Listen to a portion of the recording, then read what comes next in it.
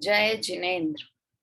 तीन भुवन में सार वीतराग विज्ञानता, शिव स्वरूप शिवकार, नमहु त्रियोग संभारिके। पंडित दौलत राम जी कृत 6 डाला ग्रंथ पर चर्चा कर रहे हैं। छठी ढाल पर चर्चा कर रहे हैं, जिसमें कि मुनिराज का वर्णन हम पढ़ रहे हैं। वास्तव में जैन धर्म के प्राण हैं मुनिराज। चलते फिरते धर्म की प्रभावना करने वाले होते हैं। जिन मंदिर जिन प्रतिमा तो एक जगह स्थायी रहती है, किंतु मुनिराज ऐसे होते हैं जो जहां गमन करते हैं वहां तीर्थ बन जाता है। तीर्थ क्षेत्र होते हैं ना, कि वो तो एक जगह पर है, सम्यक शिखर एक जगह पर है, किंतु मुनिराज चलते फिरते तीर्थ हैं। तीर्थ किसे कहते हैं? कि जो मंगल करे ना, वो तीर्थ है। संसार से तारे, वो तीर्थ है। तो मुनिराज तो चलते फिरते तीर्थ कहे जाते हैं। देखो, एक बात और याद आई कि 28 मूल गुणों का पालन कौन करते हैं? आचार्य, उपाध्याय या साधु? कि साधु एक कहा, किंतु जब हम साधु बोलते हैं ना, तो साधु शब्द में तो ऐसा लगता है ये अन्य मती भी साधु बोलते हैं शब्द। साधु से क्या अर्थ होता है? साधु को जो साधना करते हैं उसे साधु कहते हैं। किंतु हमारे तो मुनिराज दिगंबर मुनिराज हैं। आचार्य, उपाध्याय, साधु तीनों को कॉमन रूप से एक कहें तो वे मुनिराज हैं, या साधु परमेष्ठी में आ जाते हैं। तो जैसे आचार्य के हम 36 मूल गुण पढ़ते हैं, है ना, तो ऐसे साधुओं के 28 मूल गुण हैं। तो ये 28 मूल गुण क्या आचार्यों के नहीं होते? क्या उपाध्यायों के नहीं होते? कि ये 28 मूल गुण तो फर्स्ट कंडीशन है, या फर्स्ट चीज है जो सब मुनिराजों में होती है। चाहे वे गंधर्व भी हों, चाहे मुनिराज हों, आचार्य हों, उपाध्याय हों, कोई भी हों, ऋषि हों, यति हों, किंतु वे सब 28 मूल गुणों का पालन करते हैं। है ना? तो कितनी इंपॉर्टेंट हो गया हमारे लिए कि आचार्य के शिष्य भी वही 28 मूल गुण का पालन करें, और साधुओं के जो गुरु हैं आचार्य, वो भी वही 28 मूल गुणों का पालन करें। कि ये तो 28 मूल गुण बेसिक चीज है। जैसे श्रावक के लिए बेसिक होता है ना, कि वो रात्रि भोजन नहीं करे, बिन छना पानी नहीं पिए, जमी कर नहीं खाए, ये हर श्रावक के लिए है ना। श्रावक के लिए बेसिक चीजें हैं ये। वैसे ही मुनिराज के लिए ये 28 मूल गुण बेसिक चीजें हैं। उसके बिना मुनिपना होता ही नहीं है। 28 में से 27 हो जाए तो नहीं, वो नहीं चलेगा। 28 मूल गुण की भैया पंचम काल है, पंचम काल में थोड़ा तो फ्लेक्सिबल होना चाहिए। हमने श्रावकों ने गलियां निकाल ली है ना, कि वास्तव में तो रात्रि भोजन मतलब सब तरह का भोजन, स्वाद्य, खाद्य, लेय और पेय, सबका त्याग होता है। एक जनरल श्रावक की बात है ये, ऐसा नहीं कि पंचम गुण स्थान वर्ती वाले को। किंतु रात्रि में तो श्रावक मात्र को, हम श्रावक है ना, तो हमें इन चारों का त्याग होता है ना। स्वाद्य का, खाद्य का, लेय का, पेय, पेय मतलब सब लिक्विड हो गए। किंतु हमने क्या किया? गलियां निकाल ली कि नहीं भाई, हम अन्न तो नहीं खाते हैं, किंतु फल फूल खा लेते हैं। कुछ खाते तो नहीं है, किंतु पेय की छूट रख रखी है। तो ऐसा कोई ग्रंथों में इस तरह से नहीं लिखा है कि श्रावक हो तो अगर अन्न नहीं खा पा रहे हो तो फल फूल खा लो, फलाहार कर लो, पेय ले लो। ये हमने गलियां निकाल ली है ना। तो ऐसे मुनिराज ने ऐसी कोई गलियां निकाल ली कि भाई अब पंचम काल आ गया है तो सर्दी बहुत ज्यादा होती है ना, या अब चलना फिरना तो हम एक जगह, जितनी उनकी मर्यादा है एक जगह रुकने की, उससे ज्यादा विहार करते हैं। सर्दियां बहुत होने लगी है, आंखें अब तो सबकी खराब होने लगी है। तो अब के मुनिराज को चश्मा अलाउड था, चौथे काल वाले मुनिराज को चश्मा अलाउड नहीं था, पंचम काल वाले मुनिराज को चश्मा अलाउड है। ऐसा ऐसा कुछ फ्लेक्सिबिलिटी हो सकती है उसमें, कि वो श्रावक के लिए भी गलत है कि वो रात में फलाहार और आहार पेय वगैरह ले, और वैसे ही मुनिराज के लिए भी 28 के 27 हो, 27 के 26 हो जाए, वो कोई लिमिट नहीं बचेगी फिर। इसलिए ये 28 मूल गुणों का पालन तो मुनिराज को होता ही होता है। हम उन्हीं 28 मूल गुण की चर्चा कर रहे हैं। उसमें से हम 5 महाव्रत और 5 समिति 2 के बारे में चर्चा कर चुके। आज हमें तीसरा पंजा पढ़ना है। 3 पंजे की बात की थी ना 28 के लिए। 3 पंजा, 1 छक्का और 1 सत्ता। 3 पंजे में 5 महाव्रत, 5 समिति और 5 इंद्रिय विजय। 6 में 6 आवश्यक और 7 में 7 शेष गुण। 5 महाव्रत कौन से? अहिंसा महाव्रत, सत्य महाव्रत, अचौर्य महाव्रत, ब्रह्मचर्य महाव्रत और परिग्रह त्याग महाव्रत। 5 समिति, ईर्ष्या समिति, भाषा समिति, ऐष्णा समिति, आदान निक्षेपण समिति और प्रतिष्ठापन समिति। कल हमने 5 समिति की बात भी कर ली थी। आज हमें छंद नंबर 4 पढ़ना है, जिसमें कि 5 इंद्रिय विजय के बारे में बात है। और उसके साथ में ही वहां 3 गुप्ती की भी बात की गई है, वो हम करते हैं। किंतु कल हमारा तीसरे छंद का थोड़ा सा भावार्थ का हिस्सा रह गया था। पहले हम वो पढ़ते हैं और उसके बाद आगे पढ़ेंगे, है ना। मैं स्क्रीन शेयर करती हूँ। ये तीसरे छंद का भावार्थ का आखिरी का रह गया था ना हमारे, ये प्रश्न उत्तर रह गए थे। ये तो सब अच्छे से बिल्कुल नाम ले, आदान निक्षेपण तो ध्यान आ जाना चाहिए। पीछी कमंडल उठाकर रखना, किसी चीज को उठाकर रखना। देखो इसमें पीछी कमंडल और शास्त्री क्यों लिखे? कोई और चीज को उठाकर रखना, कि और कोई चीज होती ही नहीं है ना पास में। चटाई बिछाने के लिए उठा के, कि मुनिराज चटाई का इस्तेमाल ही नहीं करते हैं ना, तो क्यों उठाकर देख कर रखना है ना? क्या चीज इसके अलावा क्या चीज उनके पास होती है जिसे कि वो देखते समय देख कर उठाएं और देख कर रखें? कोई और चीज टच ही नहीं करते हैं, समझो। होती क्या है पास में? और कोई चीज को भोजन करते हैं, वो भी हाथ में खड़े खड़े भोजन कर लेते हैं। कोई और चीज, पटिया रखते होंगे, चादर रख लेते होंगे, चटाई रख लेते होंगे, घास, अरे कुछ भी नहीं होता है। जमीन पर सोते हैं, चटाई पर नहीं सोते हैं मुनिराज। पंचम काल है, अब तो चटाई पर सोते होंगे। अरे कोई भी काल हो, जमीन पर ही सोते हैं। देखिए अब ये हम प्रश्न उत्तर हैं, इनको पढ़ लेते हैं। अज्ञानी समिति किसे मानते हैं? अपन ने 5 समितियां पढ़ी, तो समिति से ही रिलेटेड प्रश्न उत्तर हैं। अज्ञानी जीव पर जीवों के रक्षा हेतु यत्नाचार प्रवृत्ति को अर्थात शुभ भाव को समिति मानते हैं। अपन ने भी कल एक समिति का एक अर्थ देखा था ना, कि भोजन समिति बनती है। और ये 5 समितियां किस लिए है? कि रक्षा के लिए, है ना। तो ये एक अर्थ हमने लगाया था कि समिति अर्थात रक्षा करना। किंतु मात्र इतनी ही समिति नहीं है, ये तो शुभ भाव है। वास्तव में ये सब 28 मूल गुण शुभ भाव ही हैं। किंतु वास्तव में इसके पीछे बल किसका है? कि आत्मा में अपने आप को सीमित कर देना, आत्मा में ही अपने आप को सीमित कर लेना वास्तविक समिति वो है ना। तो यहाँ पर सिर्फ अज्ञानी मात्र किसको मान लेते हैं? कि सिर्फ जीवों की रक्षा हो उसे ही समिति मान लेते हैं। किंतु उससे ऊपर वाली समिति जो है, जो कि मुख्य समिति है, कौन सी है वो मुख्य समिति? कि स्वरूप में सीमित हो जाना।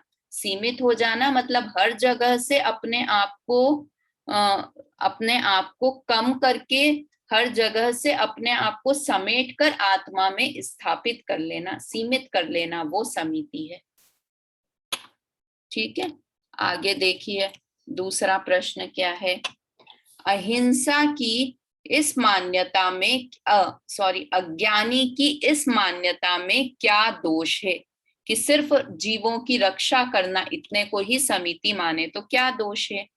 हिंसा के अशुभ परिणाम से तो पाप बंध होता है, और यदि रक्षा के शुभ परिणाम से संवर माना जाए तो पुण्य बंध का कारण कौन सिद्ध होगा? कि ये समिति करना, किसी को मारना हिंसा है, किसी को बचाना अगर धर्म है, तो शुभ भाव किसका नाम है? किसी को बचाने का भाव करना, रक्षा का भाव करना, तो ये तो शुभ भाव हुआ। तो धर्म इससे कुछ अलग चीज हुई ना, संवर इससे कुछ अलग चीज हुई ना। धर्म मतलब संवर, और शुभ और अशुभ भाव मतलब आश्रव भाव। तो इसलिए ये समिति की परिभाषा ठीक नहीं है। तथा मुनि ऐष्णा समिति में आहार के दोषों को टालते हैं, वहां रक्षा का प्रयोजन नहीं है, इसलिए रक्षा के हेतु ही समिति नहीं है। मतलब रक्षा से भी आगे, रक्षा तो एक पार्ट हुआ है ना, व्यवहार का पार्ट हुआ, किंतु उससे भी आगे समिति होती है। देखो अब यहाँ पे प्रश्न ही है, इसलिए मैंने इसको ज्यादा नहीं लिया।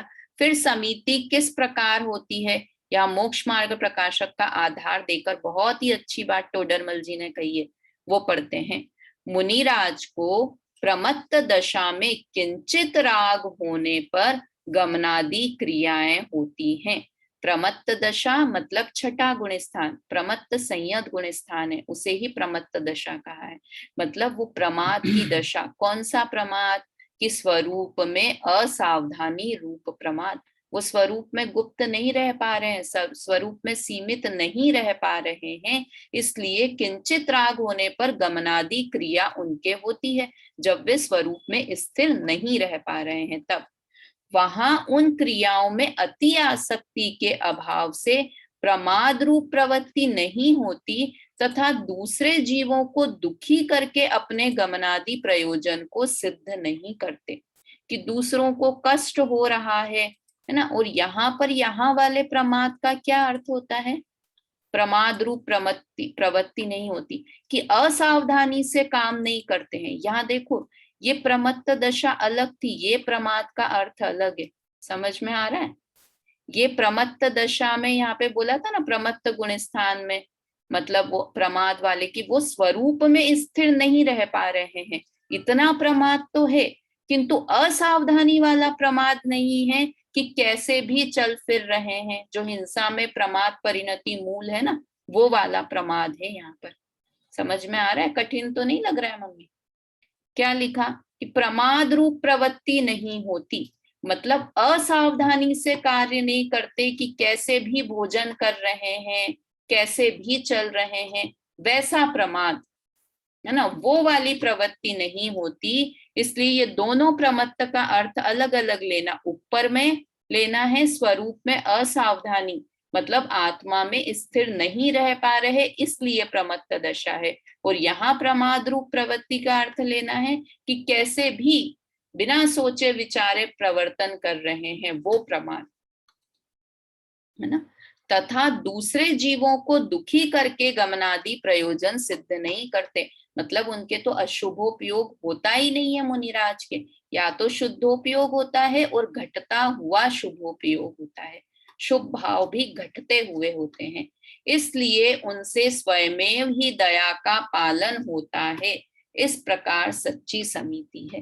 देखो, दया करनी नहीं पड़ती है, दया का पालन स्वयमेव हो जाता है, कि मैं जीवों को बचाऊं, मैं जीवों की रक्षा करूं ना, ऐसा उनके विकल्प नहीं होता है, किंतु अंदर में इतनी शुद्धता है कि सब चीजें देख देख कर करते हैं। कल भी बात की थी ना, कि मैं जीवों को बचा सकता हूं, अगर ऐसा माने तो वो तो मिथ्यात्व है। मैं जीवों को मार सकता हूं, ऐसा माने तो मिथ्यात्व है। मैं जीवों को बचा सकता हूं, ऐसा माने तो मिथ्यात्व है, क्योंकि पर का कर्ता अपने को मान लिया। फिर उसके कर्म क्या होगा, उस जीव के जो बच रहा है, मर रहा है, उसके आयु कर्म का क्या होगा, अगर हम ही कर्ता धर्ता बन गए उसके। तो मुनिराज जी इतने मोटे वाले सत्य को नहीं जानते होंगे, कि सब अपनी आयु से जीते और मरते हैं, मैं क्या रक्षा करूंगा परजीव की। इस प्रकार उन्हें सच्ची समिति होती है। समझ में आया? अब चौथे नंबर का छंद आज हमें लेना है, उसकी चर्चा हम करते हैं। अब 3 गुप्ती और 5 इंद्रिय जय का स्वरूप दर्शाते हैं, है ना।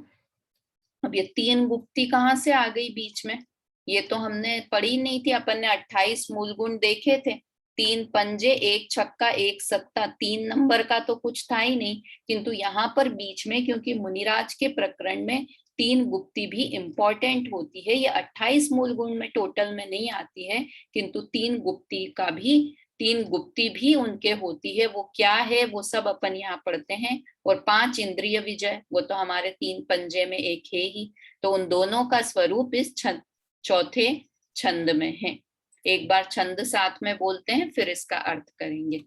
सम्यक प्रकार निरोध मन वच काय आत्म ध्यावते, तिन सुथिर मुद्रा देखी मृग गण उपल खाज खुजावते, रस रूप गंध तथा परस अरु शब्द शुभ असुहावने, तिन में न राग विरोध पंचे, द्रिय जयन पद पावने।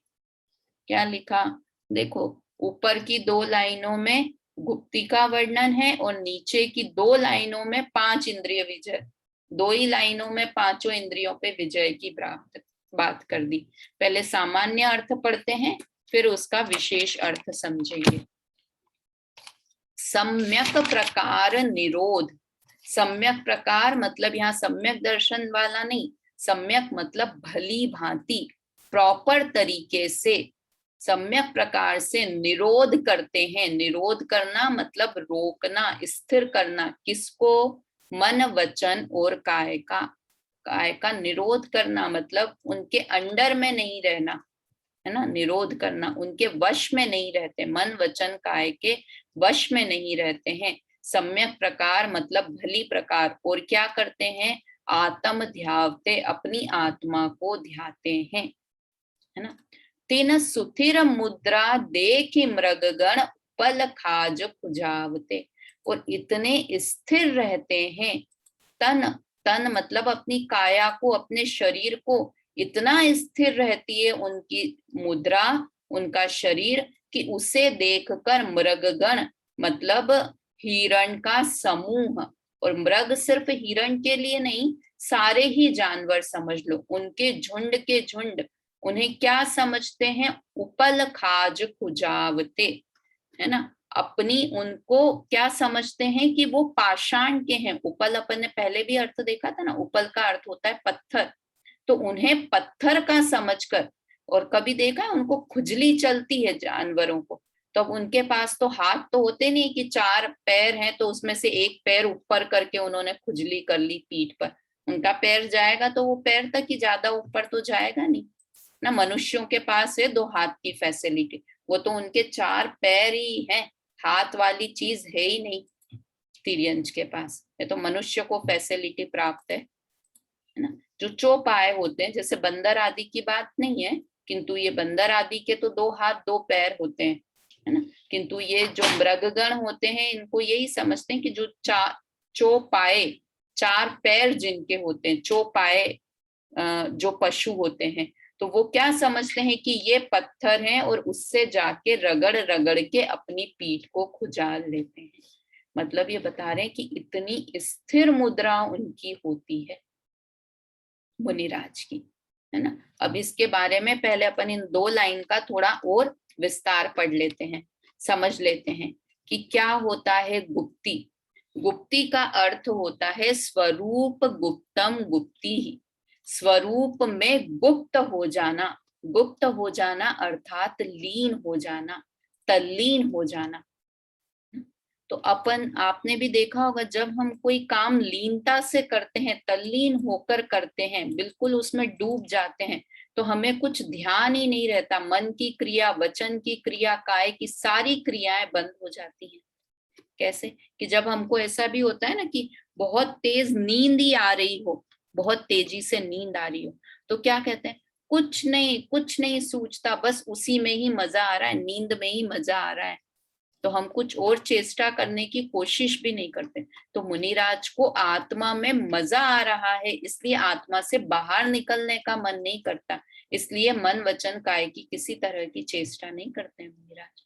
किसी तरह की चेष्टा करने का उनको भाव भी नहीं आता है मुनिराज को, कि और किसी तरह की वो क्रिया करें, है ना।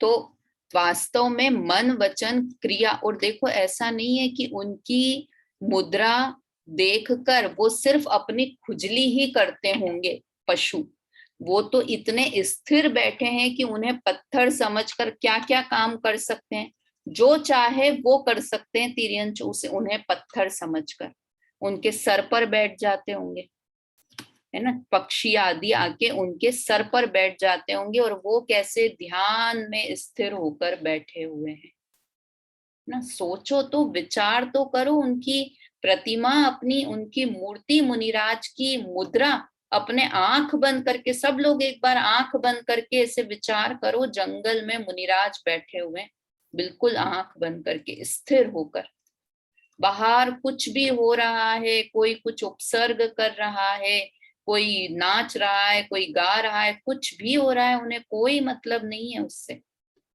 अपन ये देखते हैं ना, प्रतिमावत हो जाते हैं। अभी प्रतिमा भी हो, कई प्रतिमाएं होती है ना, ओपन में होते हैं मंदिर, जैसे ये हमारे स्मारक में, टोडरमल स्मारक में पंच तीर्थ हैं, ऊपर प्रतिमाएं हैं, तो वहां पर कई बार पक्षी सर पे आके उस प्रतिमा के ऊपर बैठ जाते हैं, कौवे कबूतर सब आके ना। तो वो तो खैर मुद्रा है पत्थर की, किंतु वो तो जीवित हैं। तो कोई खुजली कर रहा है, कोई सर पर बैठ रहा है, कोई गोदी में आके फुदक कर, खरगोश फुदक के उनकी गोदी में आके बैठ जाए, वो तो ऐसे के ऐसे बैठे हुए आके गोदी में बैठ जाए।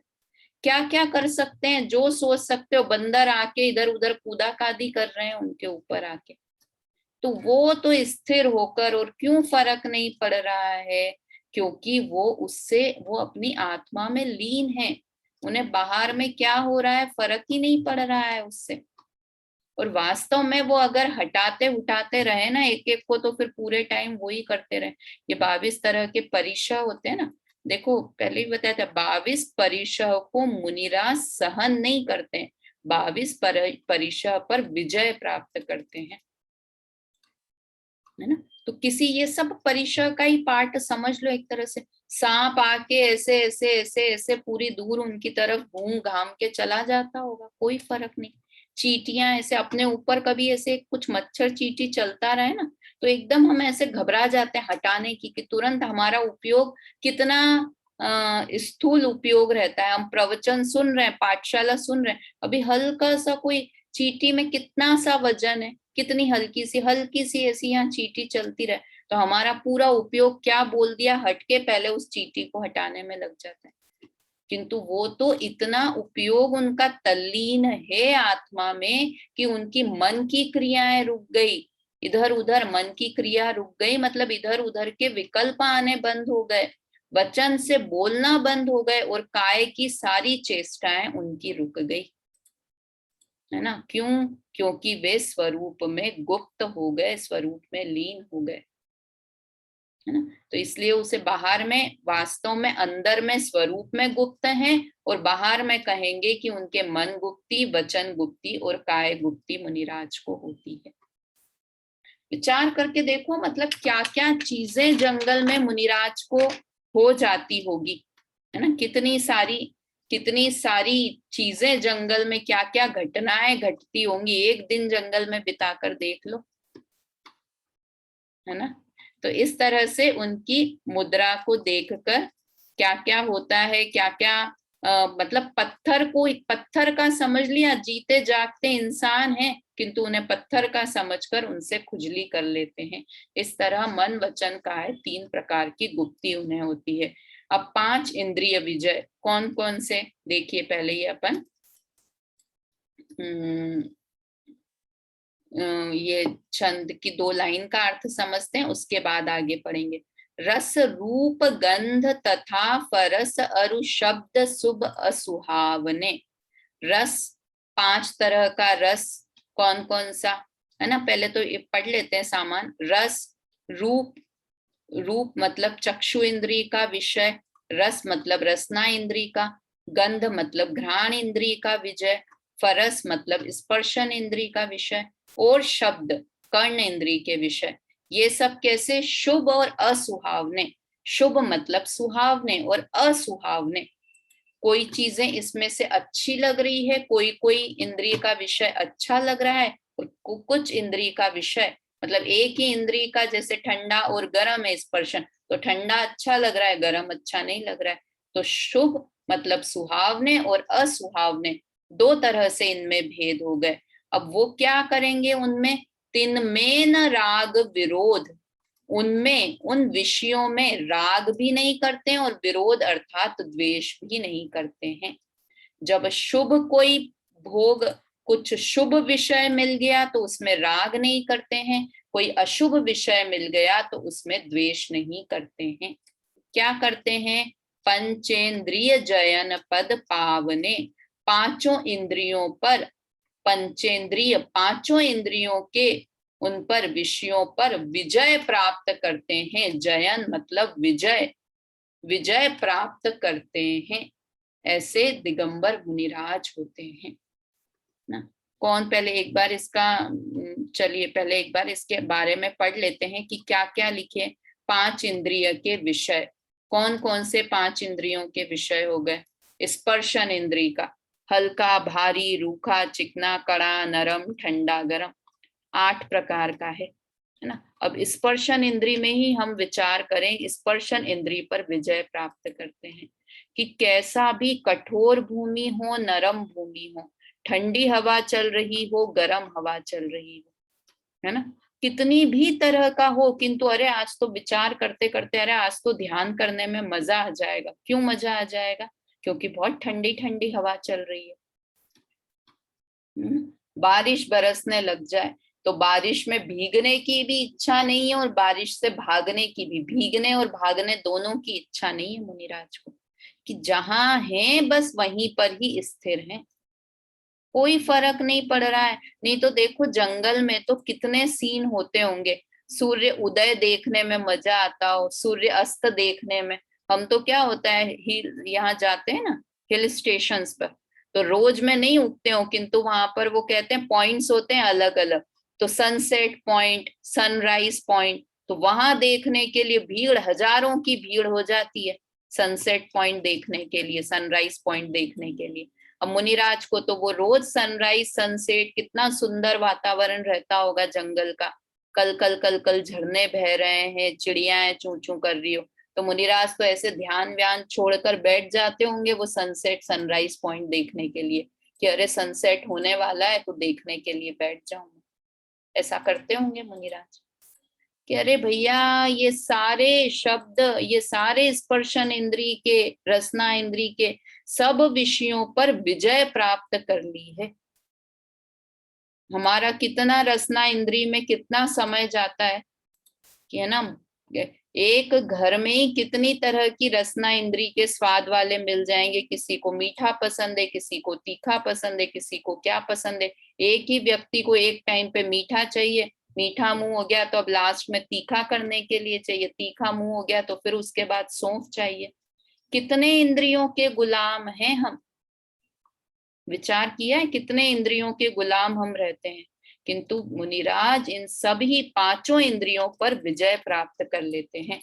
देखो एक वो दोहा किसी कवि ने लिखा है, मृग अली मीन पतंग गज एक एक में नाश, जिनके पांचों घट बसे उनकी कैसी आस।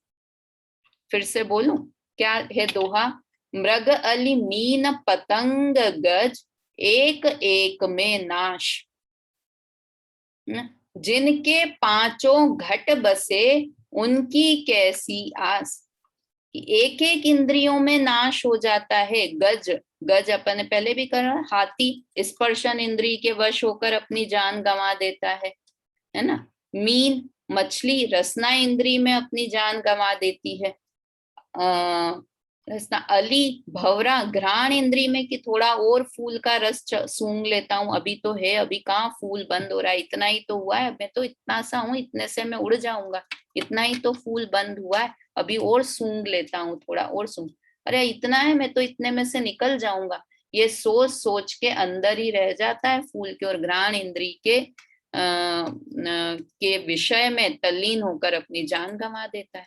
चक्षु इंद्री में लिखा है ना, पतंगा, पतंगा कि कुछ नहीं, पंख जल रहे हैं फिर भी बार बार उस रोशनी के पास जाना चाहता है। मृग मतलब हिरण, चक्षु कर्ण इंद्री के स्वाद में, कर्ण इंद्री के लोभ में अपनी जान गंवा देता है। तो इस तरह से पांचों इंद्री में, ये तो लिखा एक एक में नाश, एक एक इंद्री के उसमें विषय में उसका नाश हो जाता है। और जिनको पांचों घट बसे, जिनको पांचों ही इंद्रियों के विषय घट में बस रहे हैं, जिनको पांचों इंद्रियों की लालसा है, उन जीवों का क्या होता होगा कि उनकी कैसी आस, यहाँ लिख रखा है कि उनकी क्या हालत होगी। वो उनको तो पक्का ही है कि उनकी तो पांचों इंद्रियों में क्या नाश होगा या नहीं होगा। जितनी बीमारियां होती है ना, ये देखती हूँ, मैं बता रही हूँ, नाश की बात बता रही हूँ। जितनी बीमारियां मोस्ट ऑफ द डिजीज किस कारण से होती है? लाइफस्टाइल के कारण से। डॉक्टर के यहाँ जाके बैठ जाओ, है ना, किस लिए? कि लाइफस्टाइल ऐसी है भाई। बहुत स्किन की प्रॉब्लम की, बहुत ठंडे में रहते हैं, एसी बिना एक मिनट चलता नहीं है। मतलब ऐसे लगता है कि पुराने लोग कैसे रह लेते होंगे, हमको कितने हम आधीन हो गए हैं एसी के। हल्की सी गर्मी हुई, खटका लगाया, स्विच दबाया, उसका रिमोट दबाया और एसी चालू हो गया। कितने गुलाम हैं हम एक एक इंद्री के। तो ये सारी बीमारियां, ये सब नाश के कारण है। जो जितना इंद्रियों के विषयों में लगा हुआ है उतनी बीमारियों को निमंत्रण दे रहा है। ये तो डॉक्टर बोलते हैं। रसना इंद्री के स्वाद में, है ना, ये जंक फूड भी चलेगा, बाहर का भी चलेगा, तला भी चलेगा, गला भी चलेगा, एक्सपायरी डेट कुछ भी होश नहीं है, सब खा, आने दो आने दो। ये बोलते हैं, ऐसे बोलते हैं डॉक्टर के, क्या आपका पेट डस्टबिन है क्या, कि जो भी आ रहा है आने दो, रुकने का लिमिट नहीं, खाने की कितना खा रहे हैं कोई लिमिट नहीं, अच्छा लग गया आज तो आने दो, बार बार थोड़ी आते हैं पार्टीज में, और आने दो। तो ये सब नाश के कारण हम प्रत्यक्ष में देखते हैं ना। ये तो धर्म मार्ग की बात तो छोड़ो, अपन को लौकिक मार्ग में ही समझ में आता है ना। बैठे बैठे चक्षु इंद्री से, कर्ण इंद्री से बैठे बैठे एक सीरियल दो सीरियल देखे ही जा रहे हैं, गेम खेलते ही जा रहे हैं, सीरीज देखते ही जा रहे हैं बैठे बैठे। देखो एक वो आता है कि एक आदमी एक साथ पांचों इंद्री के की कैसे, कि शरबत पी रहा है, शरबत, किसी को प्यास लगी है ना, तो पानी से भी काम चल जाता ना, किंतु क्या करा, शरबत। तो शरबत कैसा होना चाहिए, कि ठंडा होना चाहिए। स्पर्शन इंद्री, रसना इंद्री की मीठा, इनफ प्रॉपर मीठा होना चाहिए। शिकंजी बनाई समझो शरबत में, तो खट्टा मीठा नमक सब प्रॉपर होना चाहिए। सिर्फ प्यास लगी थी, किंतु पांचों इंद्रियों से प्यास बुझाना चाहता है वो, है ना। ठंडा भी होना चाहिए, प्रॉपर मीठा, प्रॉपर खट्टा होना चाहिए रसना। घ्राण, खुशबू भी अच्छी आनी चाहिए उसमें से ना, खुशबू के लिए डालते हैं ना लोग क्या क्या चीजें, तो खुशबू भी आनी चाहिए। चक्षु, दिखने में बहुत सुंदर, की लाल लाल शरबत है, बिल्कुल दिखने में कांच की ग्लास में, प्रॉपर शेप वाली ग्लास हो, उसमें हो, है ना। और साथ में अगर मधुर संगीत बज रहा हो तो वो पानी पीने का, वो शरबत पीने का, हा आज तो मजा आ गया। एक शरबत पीने में पांचों इंद्रियों को इंक्लूड कर लेता है जी।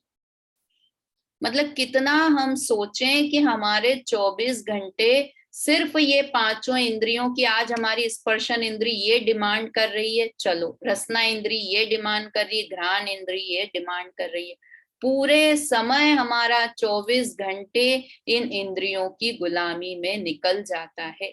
हम इंद्रियों के गुलाम हैं और मुनिराज इंद्रियों पर विजय प्राप्त करते हैं। इंद्रियों के वे गुलाम नहीं है, इंद्रियां उनकी गुलाम है। आज इंद्री बोल रही है कि बहुत गर्मी, बहुत तेज धूप लग रही है, मुनिराज चलो, उठ के अंदर चलो गुफा में, बाहर मत बैठो। तो वो क्या कहेंगे स्पर्शन इंद्री को, मैं तेरा गुलाम नहीं हूं, मैं तो यहीं बैठूंगा, है ना। ग्रीष्म ऋतु शिखर के ऊपर वे तो ध्यान मगन रहे, ध्यानन में ग्रीष्म ऋतु तेज गर्मी है और शिखर के ऊपर जाकर वो तपस्या कर रहे हैं। मैं तेरा गुलाम नहीं हूं स्पर्शन इंद्री। और हम तो गर्मी लग रही, अरे स्पर्शन इंद्री तुम्हें गर्मी लग रही, चलो चलो मैं एसी में चलता हूँ अभी। देखें तो कितने गुलाम हैं। ऐसे पांचों इंद्रियों पर मुनिराज विजय प्राप्त करते हैं। सबसे बड़े सूरमा हैं, सबसे बड़े विजयी व्यक्ति हैं मुनिराज।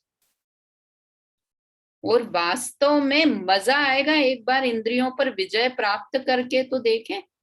कितनों की हम गुलामी करते हैं कि भैया घर परिवार में गुलामी कर रहे हैं, सबसे बड़े शरीर के गुलाम है, मतलब पांचों इंद्रियों के गुलाम हैं हम। हे राजा, चेतन राजा हैं, किंतु ये जड़ इंद्री के गुलाम बने हुए हैं। मूर्खता की बात है या नहीं है कि हैं तो हम राजा, और किसके, कि ये जड़ इंद्रियां हैं, स्पर्शन रसना घ्राण, ये सब जड़ हैं, इनके गुलाम बने हुए हैं। और मुनिराज धन्य हैं कि वो इंद्रियों को जीतते हैं। यही पांच इंद्रिय विजय है। समझ में आया? इस तरह से ये अपन अब एक बार इसको पढ़ लेते हैं जो इसमें अन्वयार्थ लिखा हुआ है, और फिर उसका भावार्थ भी पढ़ेंगे। वीतरागी मुनि मन वचन काय को भली भांति निरोध करके जब आत्मा का ध्यान करते हैं, तब उन मुनियों के शरीर की अचल शांत मुद्रा देखकर उन्हें पाषाण शिला समझकर हिरण और दूसरे प्राणियों के समूह अपनी खुजली को खुजाने लगते हैं। है ना? मतलब इतना मन वचन का है कि बैठे तो हैं स्थिर मुद्रा में बैठे, किंतु मुंह से कर दें ऐसे करके भगा देते हैं ना अपन, तो मुंह से बोल दें, वचन से, हाथ कुछ नहीं, ध्यान तो कर रहे हैं, एक हाथ ऐसा कर दें तो वो उड़ जाएगा पक्षी, उनके सर पे आके बैठ गया। किंतु नहीं, वो तो पाषाण वत हो जाते हैं बिल्कुल। और ऐसा पाषाण समझकर हिरण और समूह, बाकी सारे पशुओं के समूह अपनी खुजली खुजाने का काम कर लेते हैं। बताया ना, सिर्फ खुजली नहीं, क्या क्या जो मन करता है वो सब मुनिराज को देखकर कर लेते हैं। मतलब ये बता रहे हैं कि कितने, ये देखो यहाँ पर ये सब आके बैठे, ये दूसरा हिरण है, ये खुजली खुजाने की तैयारी में इधर आके, कितना अच्छा एकदम, मतलब मस्त, जिसे कहते हैं ना जीना आता है मुनिराज को। हमको तो जीना भी नहीं आता है, मरना भी नहीं आता है, कि लगे छोटा सा कुछ हो गया, अरे अरे अरे अरे ये हो गया, अरे देखो मुझे मच्छर ने काट लिया, देखो मुझे फुंसी हो गई, देखो मुझे ये, अरे पूरे टाइम दुखी दुखी दुखी। और मुनिराज पूरे टाइम सुखी सुखी सुखी ना। इसलिए कहते हैं कि बाहर से दुख सुख का, बाहरी परिस्थितियों से सुख दुख का संबंध नहीं है, मानसिक स्थिति है हमारी कि हम सुखी दुखी, है ना। बाहर में तो मुनिराज के जैसी प्रतिकूल परिस्थिति किसी की नहीं होगी, इतनी प्रतिकूलताओं के बीच में रहते हैं, किंतु अंदर में सुख सुख सुख है। किस चीज का असली सुख है वो, है ना। असली सुख किस बात का है कि मैं आत्मा ही हूं। ये सारी जो प्रतिकूलताएं हो रही हैं, अनुकूलताएं, प्रतिकूलताएं जो भी हो रही है, वो सब बाहर शरीर में हो रही है। ये शरीर मेरा है ही नहीं ना। उनका पूरा गुप्त है, वे अपनी आत्मा में गुप्त हैं, इसलिए गुप्ती का पालन है। मतलब उन्हें मन गुप्ती, वचन गुप्ती और काय गुप्ती है। देखिए आगे, अब ये पांच इंद्रिय विजय कैसे करते हैं। प्रिय अथवा अप्रिय, पांच इंद्रियों संबंधी, पांच रस, पांच वर्ण, दो गंध, 8 प्रकार के स्पर्श, फरस शब्द आया था ना, 8 प्रकार के स्पर्श और शब्द, उन सब में मुनिराज को राग द्वेष नहीं होते, है ना। इसलिए वे मुनि 5 इंद्रियों को जीतने वाले, अर्थात जितेंद्रिय पद पावने पद को प्राप्त करते हैं ना। जितेंद्रिय ऐसे बोले कि भगवान के लिए भी जितेंद्रिय, जय जिनेन्द्र बोलते हैं ना, तब भी हम जितेंद्रिय तो भगवान के लिए भी हैं, और वो जितेंद्रिय पद को प्राप्त होने ही वाले हैं ना। अभी से भगवान बनने की प्रैक्टिस है।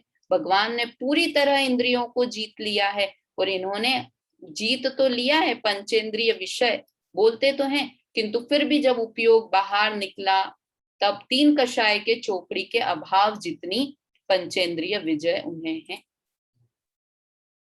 है ना। देखिए, इस काव्य में निश्चय गुप्ती के स्वरूप का और भावलिंगी मुनिराज के 28 मूल गुणों में से 5 इंद्रिय विजय का वर्णन किया गया है। भावलिंगी मुनिराज उग्र पुरुषार्थ द्वारा शुद्धोपयोग रूप परिणमित होकर निर्विकल्प रूप से निज स्वरूप में गुप्त होते हैं, यह निश्चय गुप्ती है ना। अपने उग्र पुरुषार्थ द्वारा ना, खुद का पुरुषार्थ और उससे क्या शुद्धोपयोग रूप पुरुषार्थ करके अपने स्वरूप में ही गुप्त हो जाते हैं, डूब जाते हैं, समा जाते हैं, उसे ही निश्चय गुप्ती कहते हैं। उस समय मन वचन काय की क्रिया स्वयं रुक जाती है। बताया ना, हम भी कोई काम तल्लीनता से गुप्त होकर कर रहे हैं तो बाकी सारी चीजें, जैसे कुछ भी तल्लीनता से, तो बाकी सारे हाथ पैर मुंह सब 1 सेकंड के लिए स्टॉप हो जाएंगे। हम तो बाहर की क्रियाओं के लिए करते हैं, बाहर के सुख, किंतु वो तो वास्तव में अंदर में गुप्त होते हैं, इसलिए मन वचन काय की क्रिया रुक जाती है।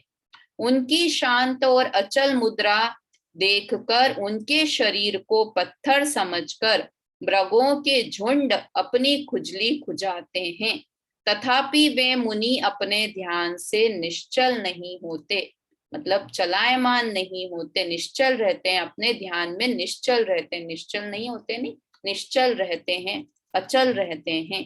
ऐसे भावलिंगी मुनिराज के 3 गुप्तियां स्वयमेव होती है।